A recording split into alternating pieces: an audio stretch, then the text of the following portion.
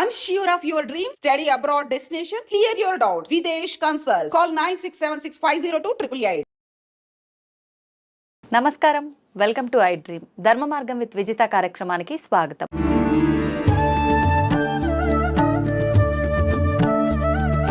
ప్రస్తుతం మనతో పాటు ఉన్నారు వేద పండితులు పవన్ కుమార్ శర్మ గారు. ఇప్పుడు వారితో మాట్లాడి మరిన్ని విషయాలు తెలుసుకునే ప్రయత్నం చేద్దాం. నమస్తే అండి. నమస్తే అమ్మ. ప్రస్తుతం మనం ఉన్నది క్రోధి నామ సంవత్సరం. నెక్స్ట్ మనం విశ్వవసునామ సంవత్సరంలో అడుగు పెట్టబోతున్నాం. ఎలా ఉండబోతోంది శ్రీ విశ్వవసునామ సంవత్సరం అంతా కూడా? ఏ రంగాల వాళ్ళకి ఎలా ఉండబోతోంది? పంచాంగ శ్రవణం ఉగాది అనగానే షడ్రుచుల కలయిక ఉగాది పచ్చడి, నిజంగా వీటన్నిటి గురించి తెలియజేయండి. వీటితో పాటు నిజంగా ఉగాది రోజు ఆచరించాల్సిన విధి విధానాలు ఏంటో తెలియజేయండి. శ్రీ మహాగణాధిపతయే నమః. ఉగాది అనేటటువంటిది మనకి తెలుగువారికి వచ్చేటటువంటిది మొట్టమొదటి పండుగ. అవునండి. అది చాలా ప్రత్యేకమైనటువంటిదిగా చెప్తారు. దీన్ని గతంలో యుగాది అని పిలిచేవారట. యుగాది అంటే యుగములన్నిటికీ కూడా ప్రారంభమయ్యేటటువంటిది అని అర్థం. బ్రహ్మగారు సృష్టిని ప్రారంభించినటువంటి రోజు అని అర్థం అన్నమాట. బ్రహ్మగారు సృష్టిని ప్రారంభించింది ఉగాది రోజున, అంటే చైత్ర శుద్ధ పాడ్యమి రోజున. ఆయన వర్క్ మొదలు పెట్టారు ఈ యొక్క సృష్టి అంతా కూడా. అందుకని దీన్ని ఏమన్నారంటే యుగాది అన్నారు అనమాట. బ్రహ్మగారు పనిని ప్రారంభించినటువంటి రోజు. దీన్నే మనం సంవత్సరానికి ప్రారంభం రోజుగా మనం తీసుకొని మన యొక్క కార్యములన్నీ కూడాను ఉగాది నుంచి సంవత్సరం పేరు మారడం ఇట్లాంటివన్నీ మనం మొదలు పెడుతున్నాం. వచ్చేటటువంటి పేరు విశ్వావసు అనేటటువంటి పేరు. అది చాలా గొప్పదైనటువంటి పేరు. ఇదొక గంధర్వుడికి ఉన్నది ఈ పేరు. విశ్వావసు అనేటటువంటి గంధర్వుడికి ఈ యొక్క పేరు ఉన్నది. ఈ విశ్వావసు అనేటటువంటి గంధర్వుడికి ఈ పేరు ఉండడం వల్ల చాలామంది వివాహములు కానటువంటి వాళ్ళకి ఈ విశ్వావసు గంధర్వుడిని పూజించడం కూడా మనకు ఒక సంప్రదాయంలో ఉంది.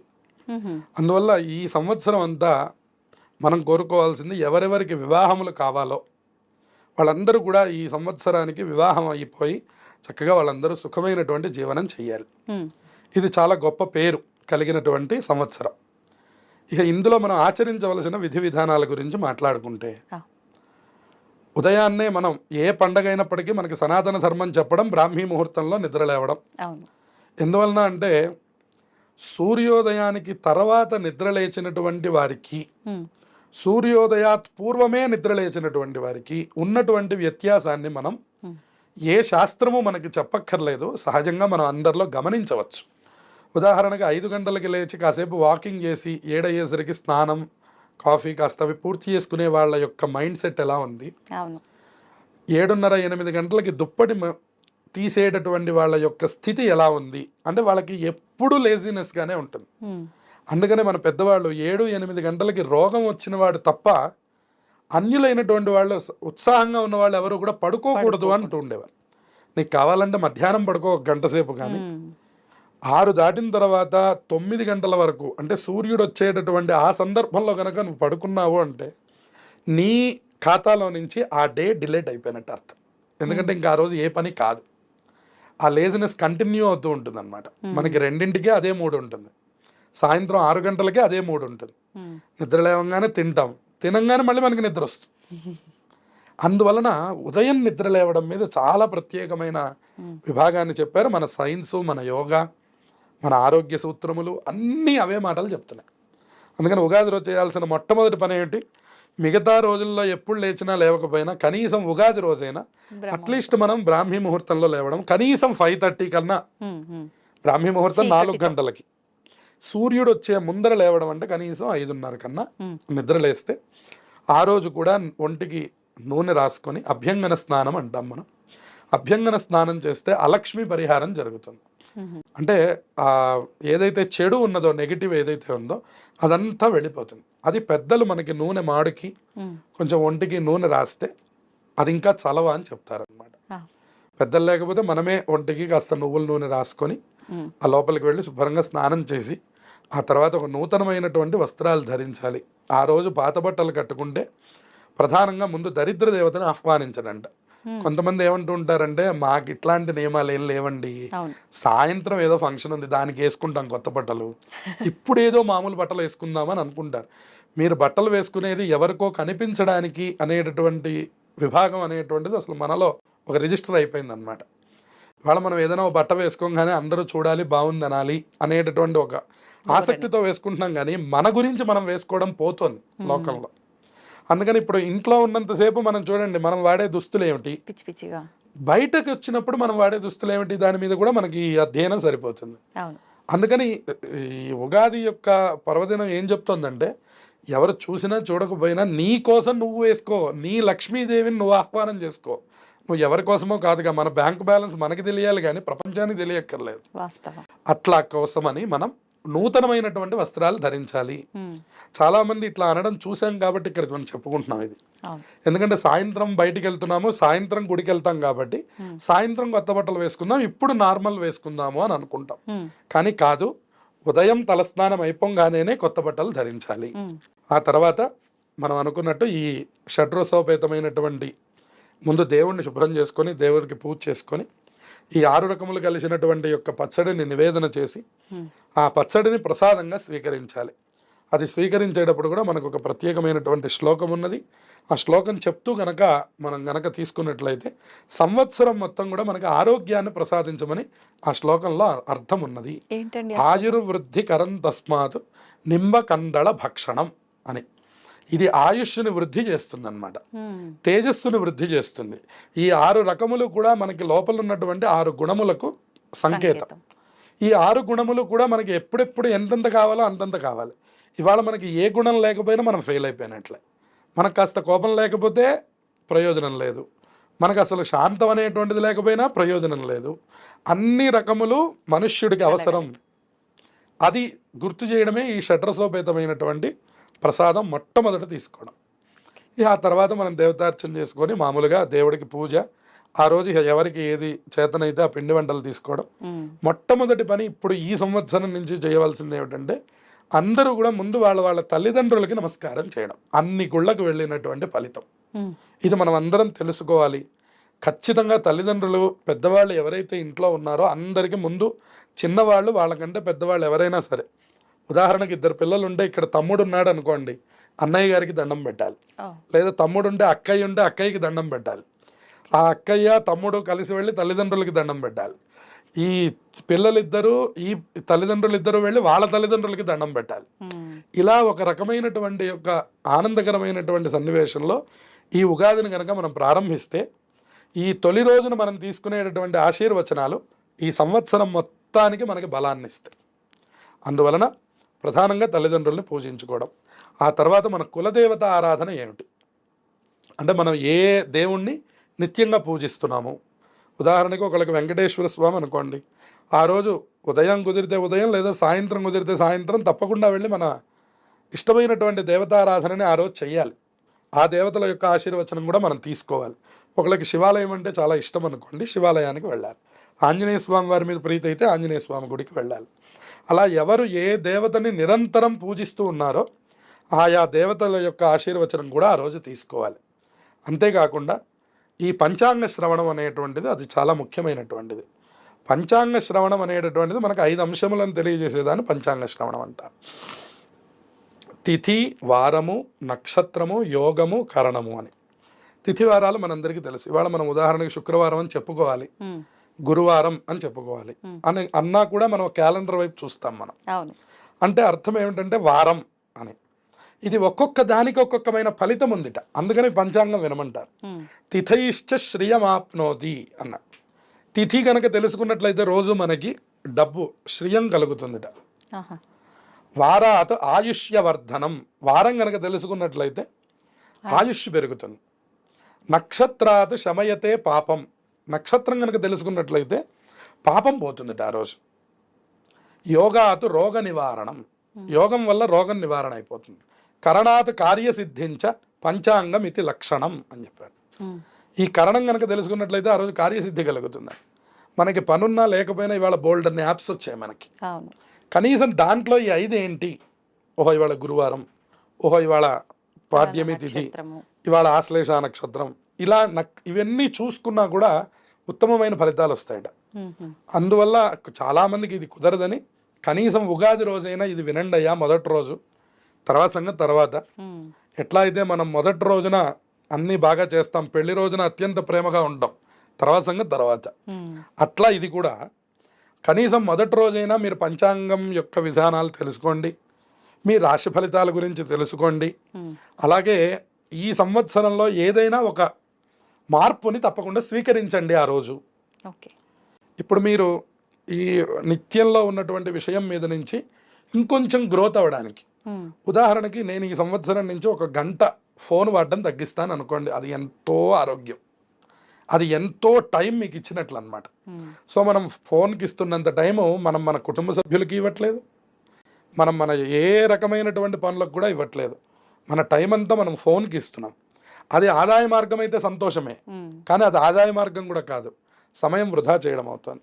అందువలన నేను ఊరికనే ఫోన్ అనేటటువంటి మాట చెప్పాను, కానీ మీరు ఏదైనా ఒక అంశాన్ని ఒక ఛాలెంజ్గా తీసుకొని ఈ సంవత్సరంలో తప్పకుండా ఇది సాధించాలి అనే నియమం పెట్టుకొని తప్పకుండా ఆ రోజు ఆ పనిని చేసి అక్కడి నుంచి కంటిన్యూ చేసే ప్రయత్నాన్ని చేయండి.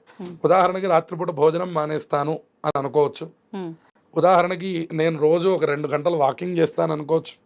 ఇలా ఏదైనా ఒక కొత్త మనకు ఉపయోగపడేటటువంటి ఒక కొత్త ప్రకరణాన్ని ప్రతి వయస్సు వాళ్ళు ప్రారంభం చేయాలి. దాని ద్వారా ఈ సంవత్సరం అంతా కూడా మీకు ఆయుష్, ఆరోగ్యము అన్నీ కూడా మారుతాయి. ఏది మనలో మార్పు ఏం జరిగింది అని మన ప్రశ్న వేస్తే, మనలో మార్పు ఏవో గ్రహాలు తీసుకొస్తాయో, నక్షత్రాలు తీసుకొస్తాయో అని మీరు అనుకోవద్దు. మీరు అనుకొని చేయడం మీరు మొదలు పెట్టారా, మొదలు పెట్టలేదా? అప్పుడు మళ్ళీ నేను అనేటటువంటి మాట మీరు ఎలా మాట్లాడతారు? మనం ఏదైనా ఒక టాపిక్ అనుకొని నేను సెల్లు రేపటి నుంచి రాత్రిపూట పడుకునే ముందర చూడను అని మీరు అనుకున్నారనుకోండి, ఆ పనిని మీరు 2 రోజులు చేయలేకపోయారు అంటే మీరు ఫెయిల్ అయినట్టు అర్థం. మీరు ఇంకొక చోటుకు వెళ్ళినప్పుడు ఏమండి నేను ఎంత గొప్పవాడినో తెలుసా అని మీరు ఎలా మాట్లాడతారు? అప్పుడు మీకు పక్కన ఈ క్వశ్చన్ ఉంటుంది. 2 రోజులు ఫోన్ చూడడమే ఆపలేకపోయాం, మనం ప్రపంచాన్ని ఏం ఆపుతాం? మనం అందరం ఏం మాట్లాడతామంటే అసలు సిస్టమ్ సరిగ్గా లేదండి, గవర్నమెంట్ సరిగ్గా లేదండి, మా కాలనీ సరిగ్గా లేదు, మనమేం సరిగ్గా ఉన్నాం అనే ప్రశ్న ముందు మనకి మొదలైపోతే మనం ప్రపంచాన్ని మార్చగలం. అందుకని ఏదైనా ఒక కొత్త ఆలోచనని మనం తీసుకోవాలి ఉగాది రోజున. అది తప్పకుండా అమలు చేస్తే ఈ ఉగాది అందరికీ కూడా మంచి ఫలితాలు రావడానికి అవకాశం ఉంటుంది. ఇదే మనకి చెప్పేటటువంటి రాశి ఫలితాలు కూడా, రాశి ఫలాలు ప్రత్యేకంగా చెప్పడానికి గల కారణం ఏమిటంటే అందరం సనాతన ధర్మం వైపుకి నడవడం, అందరం కనీసం రోజుకొకసారైనా దేవాలయాన్ని సందర్శిస్తాను, లేదు నెలలో నాకు 50,000 రూపాయల జీతం, 1,000 రూపాయలు మా కాలనీలో ఉన్నటువంటి దేవాలయానికి ఇస్తాను, 49,000 నావేగా, 1,000 రూపాయలు ఒక మంచి కార్యం కోసం నేను ఖర్చు పెట్టనా? అది దేవాలయం అనే కాదు, ఒక అనాథాశ్రమానికి ఇవ్వండి, ఒక పిల్లల్ని చదివించడానికి ఇవ్వండి, మీ ఇంట్లో మీ దగ్గర పనిచేస్తున్నటువంటి వాళ్ళ యొక్క పిల్లల చదువులకు ఇవ్వండి. దేవతలనే నమ్మాలి అని నేనేం చెప్పడం లేదు. ఏదో ఒక నిమిత్తంగా ఒక ఆలోచనని తీసుకొని తప్పకుండా అమలు చేస్తే తప్పకుండా ఈ మార్పు, ఉగాది అనేటటువంటి సంవత్సర మార్పు ఏదైతే ఉందో అది మన జీవితంలో కూడా మార్పును తీసుకొచ్చి అందరికీ మంచి జరగడానికి అవకాశం ఉంటుంది. మామూలుగా ప్రతి ఒక్కరు కూడా మానవులు వాళ్ళ ఇష్ట దైవం ఎవరో ఒకరు ఉంటుంటారు. ఫర్ ఎగ్జాంపుల్ శివుణ్ణి తీసుకుందాం. ఒక భక్తుడు చాలా ఎక్కువగా శివుణ్ణి ప్రేమిస్తుంటాడు, అభిమానిస్తుంటాడు, పూజిస్తుంటాడు. కానీ ఆయన అనుకున్నది నెరవేరకపోయినా, లేదు అంటే ఎంతసేపు నేను ఎన్ని పూజలు చేసినా నా శివయ్యకి, నేను ఇదే ఇబ్బందుల్లో ఇంకా ముందుకెళ్తున్నా కానీ ఒక్కటి కూడా నాకు తగ్గినట్టుగా అనిపించట్లేదు, ఇంకా రోజు రోజుకి ఇబ్బందుల్లో కూరుకుపోతున్నా, అసలు నిజంగా ఈయన దేవుడేనా అని చెప్పి అలా శివుణ్ణి నిందించే వాళ్ళు కూడా చాలా మంది ఉన్నారు. ఇష్టదైవం అనేది పక్కన పెట్టేస్తారు. ఒక మనిషిని మనిషి ఎలా తిట్టుకుంటారో అలా తిట్టేస్తుంటారు. నువ్వు దేవుడివే కాదు, నువ్వు అట్లా ఇట్లా ఇలా తిడుతూ ఉంటారు, ద్వేషిస్తూ ఉంటారు. నిజంగా దేవతా శాపం అనేది తగులుతుంది అంటారు. ఇటువంటి సందర్భాల్లో శివుణ్ణి ద్వేషిస్తే ఏదైనా తప్ప, ద్వేషం అనేది నిజంగా శాపంగా మారే అవకాశం ఉందా? దాని గురించి తెలియజేయండి. తప్పకుండా ఉంది. శ్రీ మహాగణాధిపతయే నమః, శివాయ గురవే నమః. ఈశ్వరుడి గురించి చెప్పాలి అంటే మనకు ఒక ఎపిసోడ్ మనకు సరిపోదు. అందులో మనం శివద్వేషం అనే టాపిక్ గురించి మాట్లాడుతున్నప్పుడు మనకి మొట్టమొదట అందరికీ తెలిసినటువంటి టాపిక్ ఏంటంటే దక్షయజ్ఞం. దక్షయజ్ఞం యొక్క మెయిన్ అజెండానే శివద్వేషం. ఆ శివుడు రాకుండా నేను యజ్ఞం చేస్తాను అని దక్ష ప్రజాపతి మొదలుపెట్టాడు. అది ఏం జరిగిందనేది మనందరికీ తెలుసు. దాని యజ్ఞం అంతా ధ్వంసమైపోయింది. దక్ష ప్రజాపతి యొక్క తలకాయ వెళ్ళి పక్కన పడిపోయింది. సతీదేవి సశరీరంగా వెళ్ళిపోయి ఆవిడ శరీర భాగం అంతా 18 చోట్ల పడడం, ఇవన్నీ మనకి 18 శక్తిపీఠాలుగా మారడం, ఇవన్నీ మనకి తెలుస్తున్నాయి. దీనికి మూలం ఏం జరిగింది అంటే కనుక శివద్వేషం ప్రారంభమైంది. ఎందుకని అంటే అహంకారం వల్ల దక్ష ప్రజాపతి నన్ను గౌరవించట్లేదు, ఆ శ్మశానవాసినే అందరూ గౌరవిస్తున్నారు అని మొదలుపెట్టారు. మొదలుపెట్టి ఆయన ఏమనుకున్నాడంటే నాకు భూషణాలు ఉన్నాయి, నాకు శాపాన్ని అనుగ్రహించే శక్తి బ్రహ్మగారు నన్ను సృష్టించి నాకు ఇచ్చేశాడు, 27 నక్షత్రాలని నేనే కన్నాను, 27 నక్షత్రాలకి తండ్రి దక్ష ప్రజాపతి, కాబట్టి ఇన్ని విధానాలు నా దగ్గర ఉంటే నన్ను గౌరవించకుండా శివుణ్ణి అందరూ గౌరవించడం ఏమిటి అని ఆయనకి ఒక ద్వేషం కలిగింది. ఇది లోకంలో చాలా మందికి కలుగుతుంటుంది. నేను ఇంత డాక్టర్ని, లేదా నేను ఇంత లాయర్ని, లేదా నేను ఇంత చదువుకున్నవాడిని, లేదా నాకు ఇంత పరపతి ఉంది, నన్ను గౌరవించడం ఏమిటి అని అనిపిస్తుంది. గౌరవం అనేటటువంటిది మనం కోరుకుంటే వచ్చే అంశం కాదు, అది మనం మొట్టమొదటి తెలుసుకోవాలి. ఇక మనం శివద్వేషం అనే మాట మాట్లాడినప్పుడు శివద్వేషం కలిగితే శివుడికి ఎప్పుడు కోపం రాదు, బాగా గుర్తుపెట్టుకోవాలి. శివుడికి కోపం వచ్చిన వాడి మీద ఆయన అనుగ్రహం చేశాడు, అసలు పూజించను అన్నవాడి మీద అనుగ్రహం చేశాడు. ఉదాహరణకి మీకు మంజునాథ సినిమా కనపడుతూ ఉంటుంది. అందులో ఆ మొట్టమొదటి భక్తుడు పాపం తిట్టి ఏదో పాపం తోలనాడుతుంటే మీరు పరమభక్తుడు అని చెప్పారు, ఇతని గురించేనా అని పార్వతీదేవి అడుగుతూ ఉంటుంది. నువ్వు ఆ వేచి చూడు, భక్తి అంటే ఏమిటో నీకు చూపిస్తాడు అతను అంటుంది. అట్లా కొన్ని సన్నివేశాలు మనకు కనపడుతూ ఉంటాయి. అందుకని పరమశివుడికి ఒకప్పుడు కోపం అని కానీ ఒకప్పుడు ఆనందం అని కానీ రెండు ఆయన దగ్గర లేవు. అందుకనే ఆయన శ్మశానంలో ఉండడానికి కారణం అది. ఎందుకంటే ఆయన ఎప్పుడు ఆయన స్థాయిని ఆయన ఊహించుకొని ఉండుంటే ఆయన కైలాసం అనేటటువంటిది కాకుండా ఒక పెద్ద ప్రాకారంలో బ్రహ్మాండంగా ఉండాలి. ఆయన ఒక్కగానొక్కటి కట్టుకున్నట్ట, అది రావణ బ్రహ్మ తీసుకున్నాడు.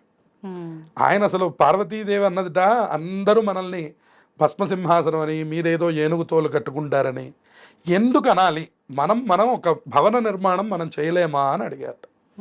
ఎవరు అడిగారు? పార్వతీదేవి పరమేశ్వరుణ్ణి అడిగిందట.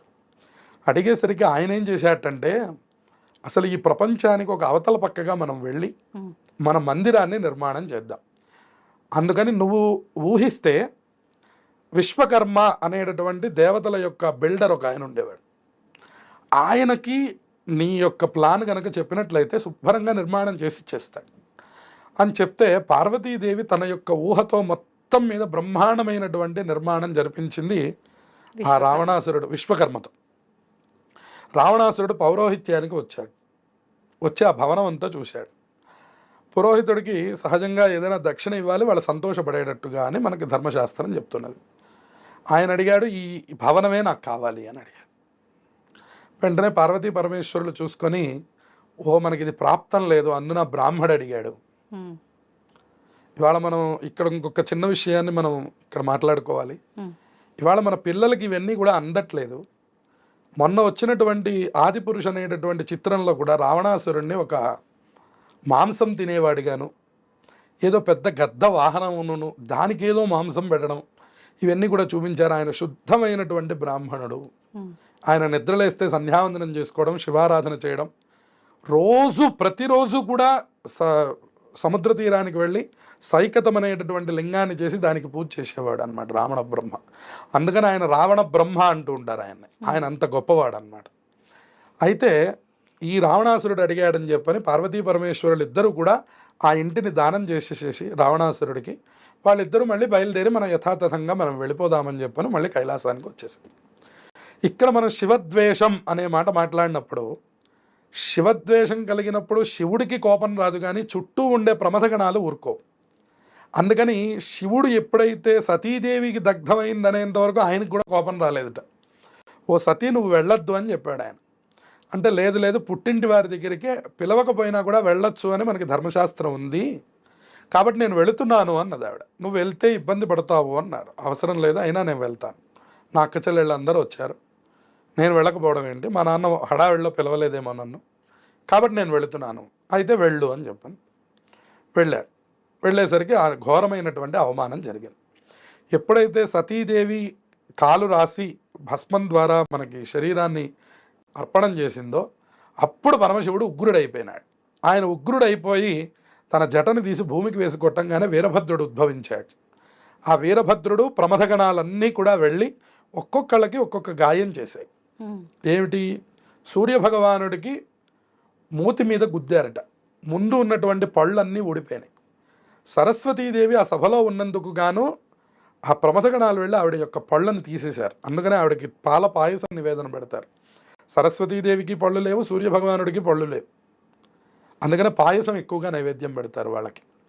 అలాగే ఒక్కొక్కళ్ళకి కూడా ఒక్కొక్క రకమైనటువంటి శిక్షలు వేశారు. ఆఖరికి మహావిష్ణువు బ్రహ్మగారితో సహా శిక్షలు పడ్డాయి ప్రమథగణాల ద్వారా. ఎందుకంటే శివుడు లేనటువంటి సభలోకి మీరందరూ వెళ్ళి కూర్చున్నారు, దాని గురించని మీరందరూ శిక్ష అనుభవించాలి అని ఈశ్వరుడేమో కైలాసంలో నృత్యం చేస్తున్నాడు, ప్రమథగణాలన్నీ కూడా ఆ యజ్ఞశాల దగ్గరికి వచ్చి వీళ్ళందరినీ ధ్వంసం చేసాయి. తర్వాత పరమశివుడు అక్కడికి వచ్చి ఒక్కటే మాట చెప్పాడు, మీరు ఇంత బీభత్సాన్ని సృష్టించడానికి ఈ యజ్ఞం పెట్టారు, ఈ యజ్ఞం చేయడం నాకేం ఇబ్బంది లేదు, ఈశ్వరుడు లేకుండా యజ్ఞం కూడా చేయవచ్చు, కానీ ఈ బీభత్సానికి కారణం నువ్వయ్యావు దక్ష ప్రజాపతి. నువ్వు యజ్ఞం చేసింది లేదు కానీ పాపం తెచ్చుకొని శరీరం మీద పెట్టుకున్నావు, అందుకని నీకు తెగి తల అగ్నిహోత్రంలో పడిపోయి భస్మం అయిపోయింది. ఇప్పుడు నీకు ఆ తల నేను ఇవ్వలేను, నీకు మేక తలకాయని ఇస్తున్నాను. మేక అంటే ఒక తక్కువ జాతి అని అర్థం అన్నమాట.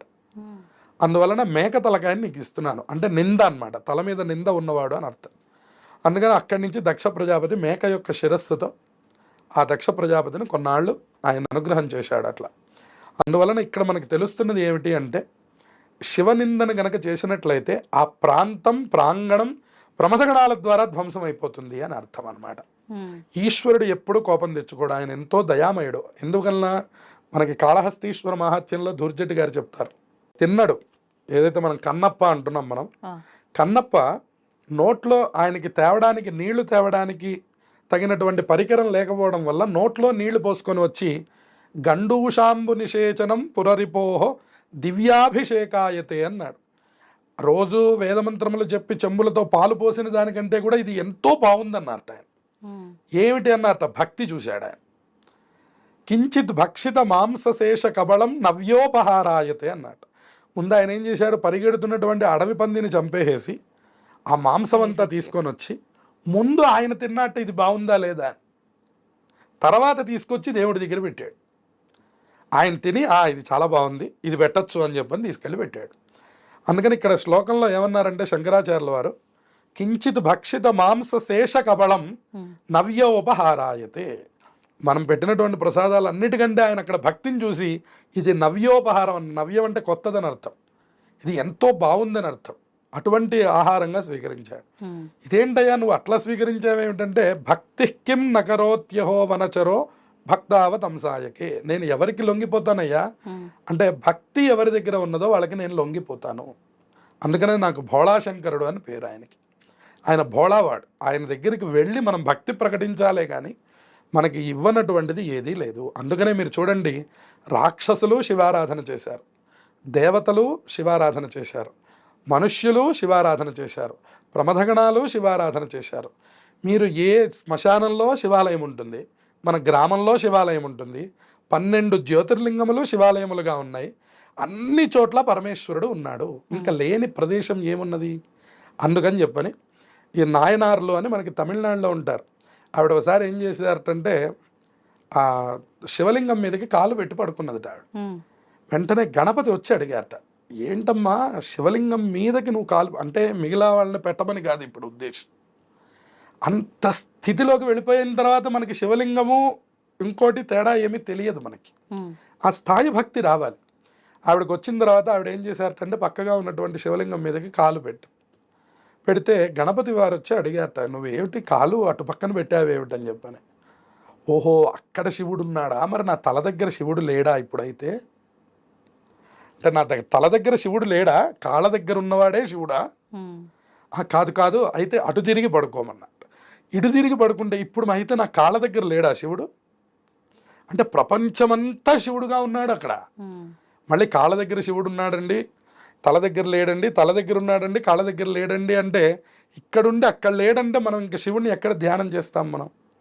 మీకు ఏది కనపడినా శివమయంగా ఉండాలి. అందుకనే మనం మన లోపల ఉన్నవాడిని కూడా శివం అనే అంటాం. ఇది పోతే శవం అయిపోయింది. అందుకని ఈ శివములకు తేడా అదే. కాబట్టి మళ్ళీ అక్కడికి వెళ్ళినా కూడా ఆయన నేనే ఉన్నాను అని చెప్తున్నాడు. అందుకనే కార్యక్రమం అంతా అయిపోయాక కూడా స్నానం చేసి శివాలయం దర్శనం చేసుకొని ఇంటికి వస్తారు. అందుకనే ప్రమథగణాలు, భూతప్రేతములు, మనుష్యులు, దేవతలు, సిద్ధులు అందరూ. అందుకనే బ్రహ్మమురారి సురార్చిత లింగం. ఎవరెవరు ఆరాధన చేశారు? బ్రహ్మ, మురారి, సురులు. సురులు అంటే దేవతలు, బ్రహ్మగారు. మురారి అంటే విష్ణుమూర్తి. వాళ్ళు అర్చించినటువంటి లింగం. నిర్మల భాసిత శోభిత లింగం. అది ఎట్లా ఉందంటే నిర్మలంగా ఉంది. ఓ స్ఫటికలింగాన్ని చూడండి మీరు, ఒక నీలం పుష్పం పెట్టారనుకోండి అంతా నీలంగా కనపడుతుంది. ఓ పసుపు పెడితే పసుపుగా కనపడుతుంది. అది నిర్మలంగా ఉంది. మీరు ఎట్లా చూస్తే అట్లా. అట్లాగే జన్మజ దుఃఖ వినాశక లింగం. అది మనకేం చేస్తుందండి? మన జన్మల్లో ఉన్నటువంటి దుఃఖములను తీసేసేటటువంటి శివలింగం. అయితే మనం ఏం చేయాలి? తత్ ప్రణమామి సదాశివలింగం. మనం చేయగలిగిందల్లా దండం పెట్టడం మాత్రమే. ఇక్కడ మనకి ద్వేషం వచ్చింది అంటే మన భక్తి ఇంకా అక్కడ స్థాయికి రాలేదని అర్థం. ఉదాహరణకు ఒక పిల్లవాడు ఎలా మాట్లాడతాడో అలా మాట్లాడినట్టని పరమాత్మ తీసుకుంటాడో, ఈ బుద్ధి ఎదిగినటువంటి వాళ్ళ యొక్క శిక్షా విభాగం అంతా కూడాను ప్రమథగణాలు చూసుకుంటాయి. అందుకని శివద్వేషం చాలా నష్టహేతువు. అందుకనే విష్ణుమూర్తి కూడా చెప్పారట, నన్ను ఆరాధించి శివుణ్ణి ఆరాధించకపోతే నాకు తృప్తి లేదు. శివుడు చెప్పాట, నన్ను ఆరాధించి విష్ణుమూర్తిని ద్వేషిస్తే నాకు తృప్తి లేదు. అందుకని మా ఇద్దరి మధ్య భేదం చూడకుండా ఉన్నంత కాలం ఆయుష్నివ్వవయ్యా అని చెప్పారట. అందుకని యథాంతరం నపశ్యామి తథామే స్వస్తిరాయుషి అన్నారు. అందుకని ఎవరిని ఆరాధించి ఇటు గొప్ప అని అటు కాకపోయినా, అటు గొప్పని ఇటు కాకపోయినా, ఈ రెండింటి వల్ల కూడా ప్రమాదం ఉంది. శివద్వేషం వల్ల ప్రమాదం ఉంది, విష్ణుద్వేషం వల్ల కూడా ప్రమాదం ఉంది. అందుకని ఏ దేవతని ద్వేషించడానికి మనకి ఏ హక్కు లేదు. చేయగలిగితే పూజించడం లేదా దండం పెట్టడం, రెండు రకములే ఉన్నాయి. లేదా ప్రమథగణములు మనల్ని ఇబ్బంది పెడతాయి. శివుడు దయామయుడు, ఆయన ఎప్పుడు మనల్ని అనుగ్రహిస్తూనే ఉంటాడు. కాబట్టే మనం ఇంకా శివంగా ఉన్నాం, లేదంటే శవం అయిపోతాం. సంతోషం అండి, చాలా చక్కగా వివరించారు. ఓం నమః శివాయ. ఓం నమః శివాయ.